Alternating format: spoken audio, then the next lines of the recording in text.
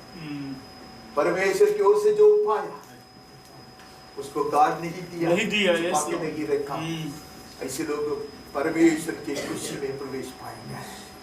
आगे बढ़ते हैं, कोरिन्थी में आना। उसके नीचे भी बहुत वचन है, मैं सोचा उधर खत्म हो गया, जल्दी जल्दी पढ़ो। क्योंकि उस नींव को छोड़ जो पड़ी है और वह यीशु मसीह है, कोई दूसरी नींव नहीं डाल सकता।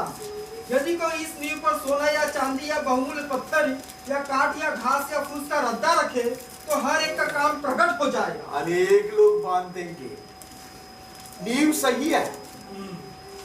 पहले हमने पढ़ा था कि गलत नींव के ऊपर कुछ लोग बांधते तो मकान गिर जाते।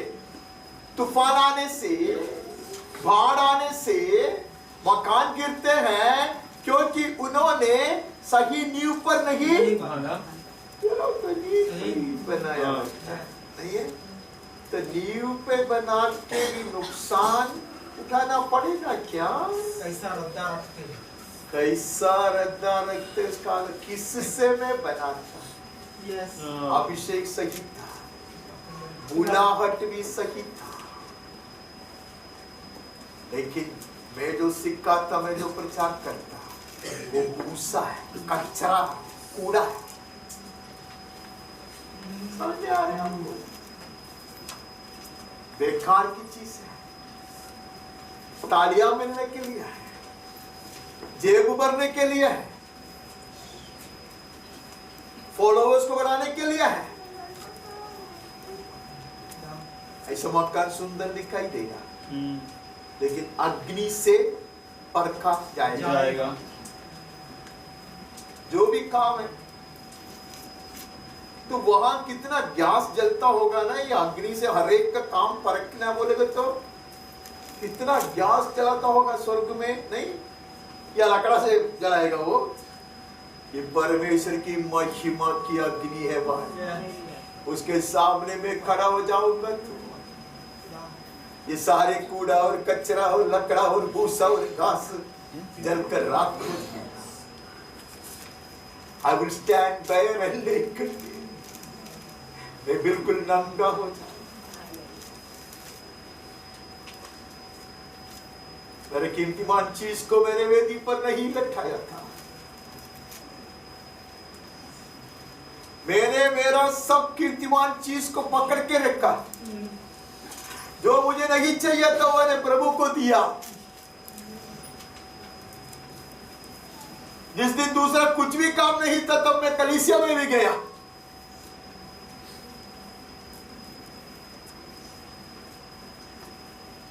ऐसा बांधेगा तो अच्छा तो दिखेगा, लेकिन प्रतिफल नहीं पाएगा, लज्जित हो जाएगा।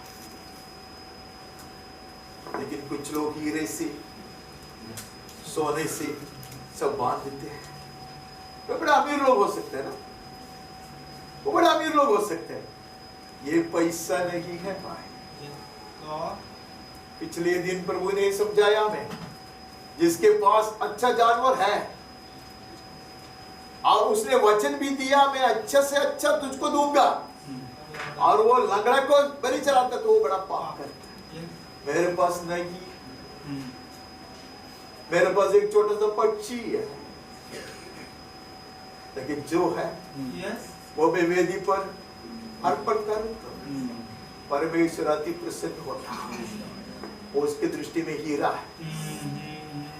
इसलिए यीशु ने कहा कि यीशु का कुछ कुछ बुरी आदत है, जो है वो सच्चे बात में बताते हैं। जो लोग दाल बट्टी में दाल डालते हैं उसको ऐसा ओली का नोट धोकर ऐसा टेढ़ा आंख से वो देखता है, कौन सा नजर? तिरछी नजर से देखता है। तो मुझे एक आइडिया है, अगर यीशु देख सकता तो मैं भी देख सकता। देखते हैं यीशु कहता इस विधवा जिन्होंने 2 पैसा डाला, सबसे ज्यादा रबाना कसी। Nobody knew that widow. पवित्र को कोई नहीं जानता। तो सबसे ज्यादा पैसा डालने वाला बड़ा प्रतिफल पाएगा? वो एक परछाई is but a shadow of offering myself and all of mine on the altar। मैं अपने आप को और मेरे सब कुछ को परमेश्वर के चरणों में अर्पण करने वाली चीज को ये बात बताते हैं। हम आगे बढ़ते। दानियल 12:3। तब सिखाने वालों की चमक आकाश मंडल की सी होगी, और जो बहुतों को धर्मी बनाते हैं वे सर्वदा तारों के समान प्रकाशमान रहेंगे। कुछ लोग कहते हैं हमें क्या करना है, तू तेरा काम देखना, परमेश्वर का वचन ऐसा नहीं करता। जो सिखाने वाले उनकी चमक आकाश मंडल की, अपने आप को दूसरे ऊपर दबाने के लिए नहीं सिखाता। वो लोग बेवकूफ लोग नहीं है। उनका जो चेस्ट है ना वो इतना दुखता होगा, उसको लंग में इतना पेन होता होगा, उसको वो सिखाने के बाद उसको उठने को नहीं होता होगा, लेकिन वो लोग सिखाते हैं। सिखाने वाले और कुछ लोगों को सही मार्ग दिखाने वाले आसमान के तारे समान सब लोग नहीं। हर एक दिनार प्रतिफल नहीं है। वो स्वर्ग राज्य में प्रवेश कराए जाने वाली बात है। दानियल के समान कुछ लोग तारे समान चमकेंगे। हम आगे पढ़ता पहली कोरिन्थी में आता 15:41। अगर वो सफाई से समझ में नहीं आया तो ये वचन से समझ में आएगा। सूर्य का तेज और है, चांद का तेज और है, और तारांगणों का तेज और है, क्योंकि एक तारे से दूसरे तारे के तेज में अंतर है। बहुत सुंदर बात है। ये अंतिम दिनों में जब हम रूपांतर प्राप्त कर उठाया जाएगा तो हर एक की शोभा के विषय में लिखा है ये। तो आगे बढ़ेगा तो आपको पता चलेगा। जो कोई मरते तभी हम लोग ये चीज पढ़ते हैं। ये जो फ्यूनरल के समय में हम लोग ये सब लोग ये पढ़ते हैं, तभी तो हम लोग सब बहुत बनते ना, तभी ये सब चीज पढ़ते हैं। वहां लिखा है कि हम यीशु समान जरूर होंगे, लेकिन हम अलग अलग रीति से चमकेंगे। इसलिए मैं हमेशा कहता, मैं मेरे सपने में भी कभी भी एक पल के लिए भी ये उम्मीद नहीं रखता कि मैं बीते दिनों के संतों समान चमकेंगे। पत्रस कहा, पौलुस कहा, मैं ऐसे सब नहीं चमकने वाला। बेकार में ऐसे उम्मीद रखे എന്റെ അപ്പോൾ കിരീടക്കൂട്ടത്തിൽ എന്റെ പേർ വിളിക്കുന്നേരത്ത്। ऐसे सब जमाने में गाना गाता है, कहते कि इतने सारे मुकुट पहनाने के लिए मेरा नाम पुकारा जाएगा। गीत गाने में बहुत अच्छा मजा आता। मेरा नाम क्यों बुलाएगा यीशु? मुझे मुकुट पहनाने के लिए कौन बुलाएगा? ये जगत का मुकुट को मैंने अभी तक उसके चरणों पे गिराया नहीं है।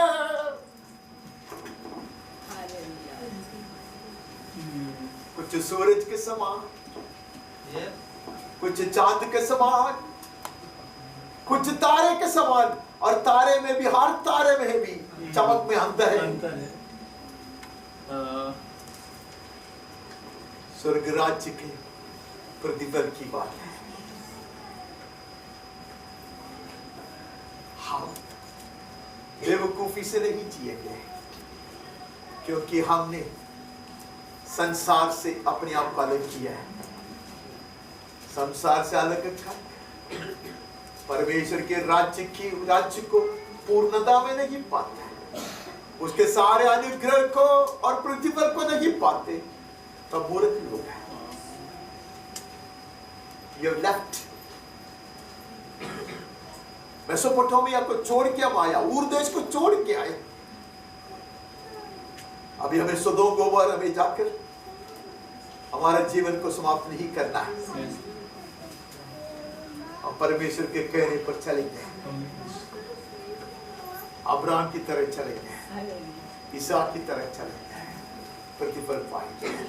अभी खत्म हो गया, अभी कुछ है जल्दी आपको पढ़ के छोड़ने का है। पहली कोरिन्थी 9 25 से 27।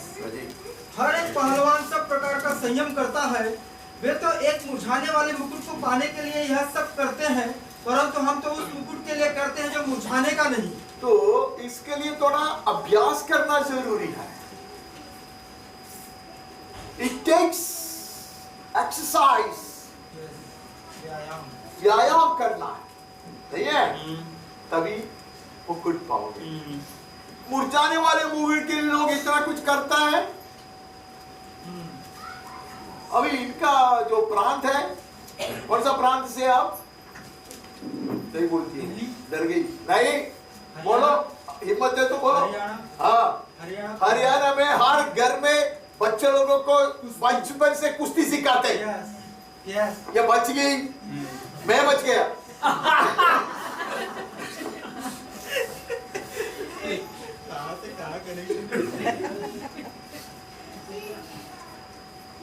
बहुत अभ्यास करना पड़ता है।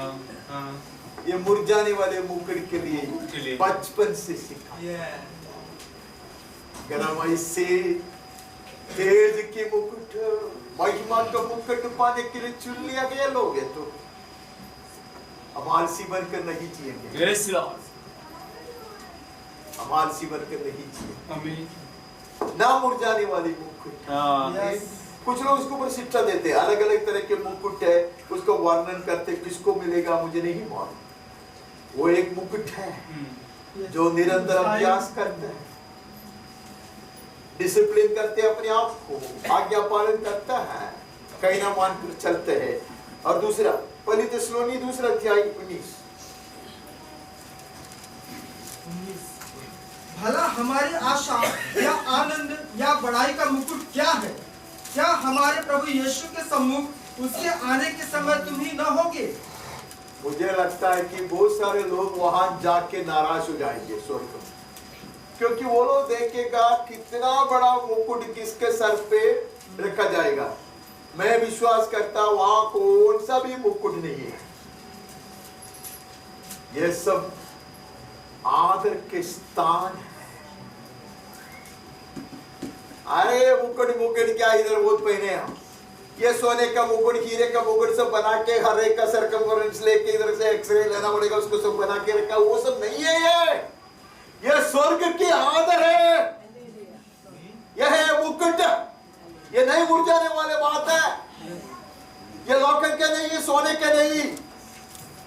पौलुस कहता, पहले पौलुस कहता मुझे मुकुट मिलेगा, मुकुट मेरा इंतजार कर रहा है। वही पौलुस कहता मैं वहां जाऊंगा तो मेरा महिमा का मुकुट तुम लोग है। अर्थ जानते हो, ये मनुष्य 4.5 फुट वाला पौलुस जब स्वर्गराज में प्रवेश करेगा, कोटि कोटि लोग हाथ उठाते हुए धन्यवाद करेगा परमेश्वर की। ये मनुष्य के लिए, वही उसके लिए सबसे बड़ा मुकुट है।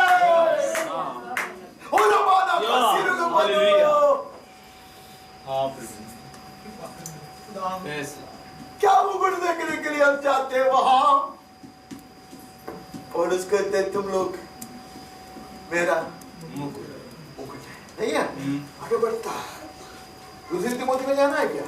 4:8 भविष्य में मेरे लिए धर्म का वह मुकुट रखा हुआ है, जिससे प्रभु जो धर्मी और न्यायी है मुझे उस दिन देगा, और मुझे ही नहीं वरन उन सबको भी जो उसके प्रकट होने को प्रिय जानते हैं। और उसको देखो ना, मुझे लगता है स्वर्ग में इतना बड़ा स्टोर रूम है, इतने बड़े स्टोर में इतने सारे मुकुट है। पौलुस कहते हैं सिर्फ मेरे लिए नहीं, जितने भी लोग उस दिन के प्रकट होने को प्रिय जानते हैं। मतलब उसका जीवन में एक ही आशा मेरी, तेरे आगमन का दर्शन पाऊं। एकमात्र आशा उसका आगमन, यीशु दोबारा आएगा, वही मेरी जीवन की आशा। उसके सामने बाकी सब मेरे लिए कचरा है, कूड़ा है। ऐसे लोग धर्म का मुकुट पहनाया जाएगा। नहीं लिखा। आमीन, यस, पौलुस इतना स्वार्थी इंसान नहीं है। पौलुस चाहता कि सब लोग ऐसा आदर के योग्य बन जाए। यस। पत्रस एक कदम आगे बढ़कर कहता, उसका आगमन को जल्दी करने के लिए यत्न करो। Accelerate his coming, नहीं है? वैसे लोग तो आदर के योग्य होंगे, प्रतिफल पाएंगे, मुकुट पहनेंगे। याकूब में आता 1:12। हाँ जी। धन्य है वह मनुष्य जो परीक्षा में स्थिर रहता है, क्योंकि वह खरा निकलकर जीवन का वह मुकुट पाएगा जिसकी प्रतिज्ञा प्रभु ने अपने प्रेम करने वालों से की है। अरे ऐसा लोगों के लिए भी मुकुट है जो परीक्षाओं में स्थिर रहता। अय्यूब जैसा आदमी के लिए भी है मुकुट। आमीन। उन्होंने पूरे संसार में जाकर प्रचार नहीं किया, भविष्यवाणी नहीं दिया होगा, लेकिन परीक्षाओं में धीरज धरकर बने रहा। इतना तक कि उसने कहा कि वो मुझको मार डाले तो भी यस, मैं नहीं पीछे। Praise Lord. We are looking for heroes who have done heroic deeds. बहुत महान कार्य किए हुए हीरो लोगों को हम देखते हैं, लेकिन कुछ लोग परीक्षा की सामना करते हुए परमेश्वर के ऊपर दोषारोप नहीं करता। कुछ कहता तेरी इच्छा पूरा हो जाए। आमीन। खुशी से। Yes Lord. खुशी से। आमीन। सक देता, कुड़कुड़ाता नहीं, सवाल नहीं उठाता नहीं। ऐसे लोग मुकुट पाएंगे। वचन में नहीं लिखा? बड़े बड़े समाचार आया था नहीं, अनेक लोगों को बपतिस्मा दिया था नहीं। ചില ആൾക്കാർ ഇത് എണ്ണി നടക്കും, എനിക്ക് ഇഷ്ടമാണ്. കഴിഞ്ഞ 3 വർഷത്തിൽ 326 പേര് എന്തോ ഓർമ്മയാണ്. അങ്ങനെ വേണം മനുഷ്യന്മാർ. നമ്മൾ പിന്നെ ആരെയും മുക്കാത്തോണ്ട് ഒരു നമ്പർ ഓർമ്മയില്ല, ഒന്നും അറിയില്ല. कुछ नहीं किया, लेकिन परीक्षा, तकलीफ, परेशान कुड़कुड़ाया नहीं। उनके लिए बड़े प्रतिफल है। आमीन। छोटा प्रतिफल नहीं, मुकुट है, मुकुट नहीं है। हाँ। हमारे बढ़ते प्रकाशित वाक्य में आता है 2:10। अजी जो दुख तुझको झेलने होंगे उनसे मत डर, क्योंकि देखो शैतान तुम में से कुछ को जेल खाने में डालने पर है, ताकि तुम परखे जाओ और तुम्हें 10 दिन तक क्लेश उठाना होगा। प्राण देने तक विश्वासी रह तो मैं तुझे जीवन का मुकुट दूंगा। ओ जिंदगी भर भरोसेमय बनकर रहेगा, सब कुछ सह लेगा, धीरज धरकर मुकुट मैं दूंगा, ऐसे यीशु कहता। ये पौलुस नहीं कहता, नहीं। यीशु स्वयं कहता। ऐसे लोग प्रतिफल पाएंगे, और इस से कुछ लोग प्रतिफल पाने के लिए वहां खड़े हो जाएगा। छत्तीसगढ़ से, बिहार से कुछ लोग प्रतिफल पाने के लिए खड़ा हो जाएगा। हमने उसका नाम नहीं लिया। अंगोला से, बहुत सारे अफ्रीकन देशों से, मुस्लिम कंट्री से अनेक लोग मुकुट पाने के लिए यहाँ उनको मुकुट नहीं पहनाया गया, क्योंकि उसके गले पे सर ही नहीं था, गर्दन काटा गया। लोग मुकुट पहनेंगे, आमीन। पहनाया जाएगा। आगे बढ़ता हमें क्या पढ़ना है? पहला पत्रस 5:4। हाँ जी। जब प्रधान रखवाला प्रकट होगा तो तुम्हें महिमा का मुकुट दिया जाएगा जो मुरझाने का नहीं। जब वो प्रकट होएगा तुम्हें मुकुट वो पहनाएगा जो मुरझाने का नहीं। मेरे प्रिय भाई और बहन, वो उसके लिए आया। आमीन। पहले वो आया एक दिनार देने के लिए, स्वर्ग राज्य में प्रवेश कराने के लिए। अभी वो आ रहा है बड़ा प्रतिफल से, उसका जन का सम्मान करने के लिए, आदर करने के लिए, मुकुट पहनाने के लिए आया। अगर ऐसा नहीं होता तो पत्रस के द्वारा ऐसा नहीं लिखा जाता था। तो वो आ रहा तो मुकुट पहनोगे।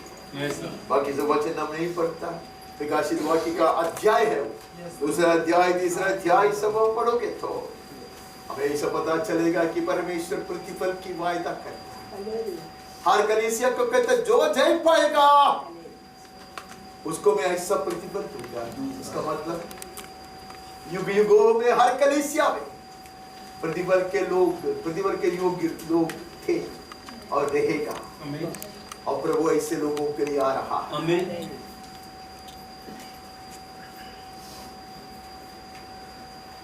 गीत याद आता, चलो वो गाते नहीं का गाना हम लोग कभी कभी गाता है, यीशु राजन वरवेटम समीपम आनंदम प्रिय रे, यीशु राजन आ रहा है। वो आनंद की खुशी की बात है। उसके आगमन के लिए बात जो करने वाले के लिए वो आ रहा है। उसको देखेगा, उसके चरणों को मैं चूमूंगा, सारे कष्ट और क्लेश में भूल जाऊंगा। यीशु कहता मैं आता, हर कलीसिया को कहता मैं आता। उनको कहो, उसको दूत को लिखो, उनको कहो जो जय पाता उसको मैं ऐसे महान प्रतिफल दूंगा, ऐसा श्वेत पत्थर दूंगा उसको ऊपर नाम नहीं है, मेरे सिंहासन पर बिठाऊंगा नहीं है, छिपी हुई मन्ना में खिलाऊंगा, जीवन वृक्ष के फल खिलाऊंगा नहीं है, बोर के थारा मैं उनको दूंगा। क्या क्या प्रतिफल है प्रभु उसके लिए आ रहा है। हम यहाँ से सबसे बदनसीब लोग नहीं है। We are a privileged people. हम लोग धन्य लोग हैं, हम लोग धन्य लोग हैं। हमारा दुल्हा आ रहा है दुल्हन को सजाने के लिए और उसको मुकुट पहनाने के लिए आ रहा है। अब एक छोटा सा चीज उधर लिखा है, वो इसलिए कि कुछ लोगों का भी संदेह है। 7 अध्याय और 14 अध्याय में सब एक झुंड है, वो 1,44,000 है। मैं उसको छूते नहीं है क्योंकि मैं नहीं समझता हूँ। अनेक लोग अनेक तरह की शिक्षा सिखाते हैं। अनेक लोग पूछते हैं कौन लोग हैं, ये सब बड़े प्रतिफल पाने वाले लोग हैं। मैं विश्वास करता स्वर्ग में सबसे ऊंचाई का प्रतिफल ये लोग पाते हैं। अब ये कौन है मैं नहीं जानता। कुछ गोत्र का नाम लिखा है, कुछ कुल के नाम लिखा है, उसमें से 12,007 अध्याय में ऐसा लिखा होगा नहीं है, तो उसमें एक गोत्र तो मिसिंग है, एक दो गोत्र मिसिंग है, एक्चुअली 2 कुल मिसिंग है, वो सब मैं नहीं जानता। लेकिन मैं इतना जानता स्वर्ग में एक बहुत बड़ा एक सम्मेलन होता है, उसमें 2 झुंड जरूर है। एक है बीते हुए दिनों के संत लोग, एक एक कलीसिया के संतान। अब्राहम कलीसिया का अंग नहीं है, कलीसिया के लोग अलग है। ये दोनों गीत गाते हैं, मूसा का गीत गाते हैं और मेमना का गीत गाते हैं। और हम नया यरूशलेम को देखता है, वहां भी दोनों है नहीं है।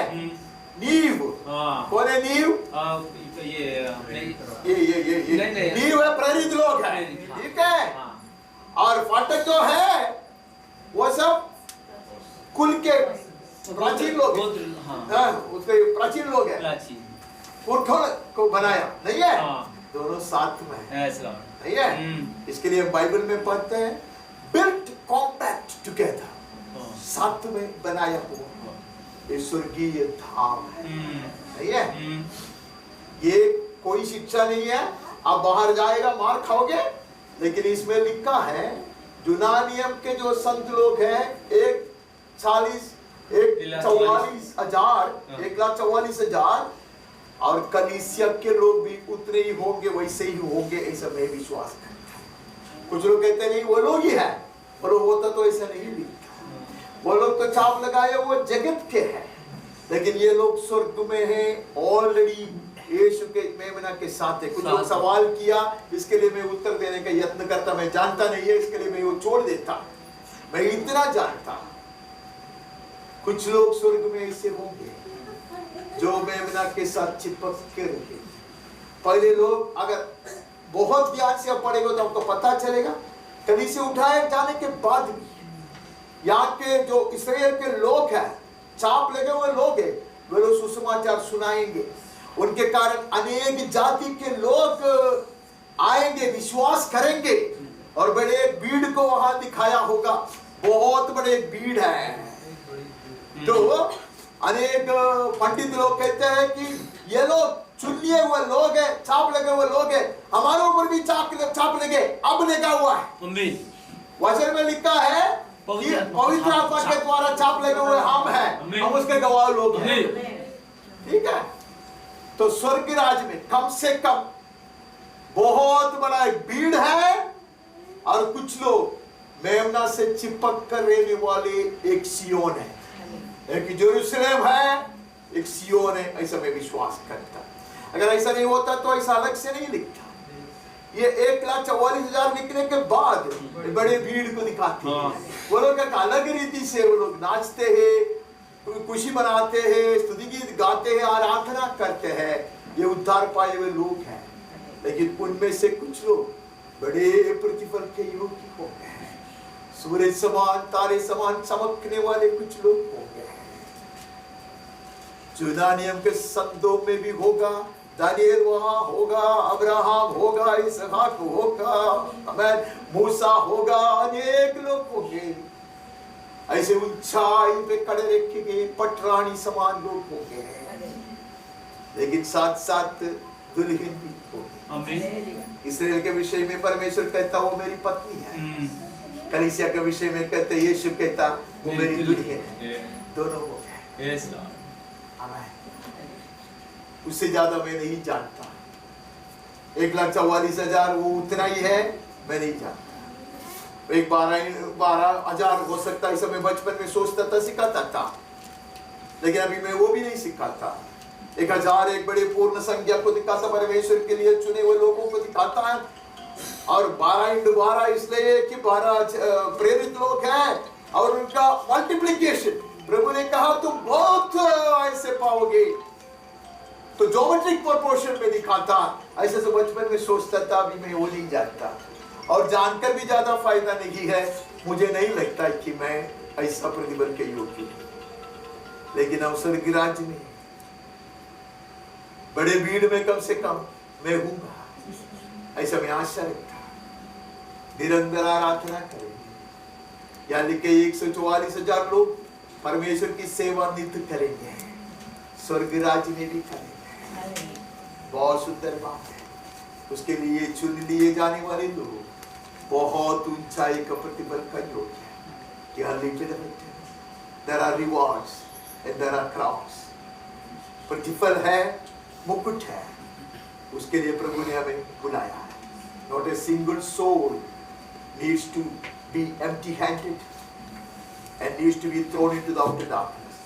एक भी व्यक्ति खाली हाथ नहीं खड़ा रहे और कोई भी अंधकार में नहीं फेंक दिया जाए। प्रभु हमारी सहायता करे। बड़े प्रतिफल के लिए, मुकुट पहनाने के लिए प्रभु ने हमें बुलाया। हम स्वर्ग राज्य के नागरिक हैं। आमीन। प्रभु आपको बहुत ऐसे आशीर्वाद कराए। कोई भी एक व्यक्ति ये वचन को स्वीकार कर पूरे कलीसिया को प्रभु के हाथ में सौंपते हुए प्रार्थना करे और आज की सभा को समाप्त करने में मेरी सहायता कीजिए प्लीज।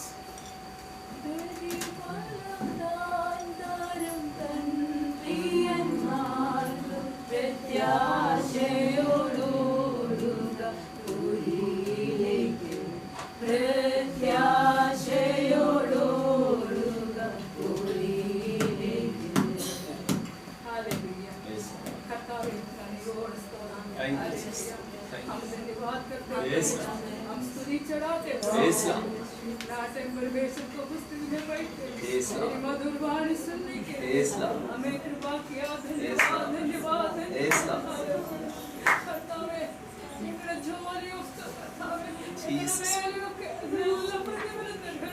परमेश्वर प्रतिफल देगा। हमारा एक काम का आधार बढ़ा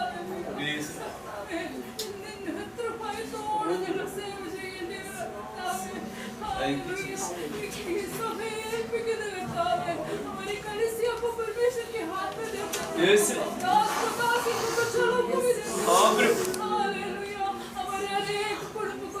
Yes. सबको परमेश्वर हालेलुया पवित्र आत्मा से भर दे। आमीन। ये वचन निरंतर कार्य करना चाहिए। आमीन।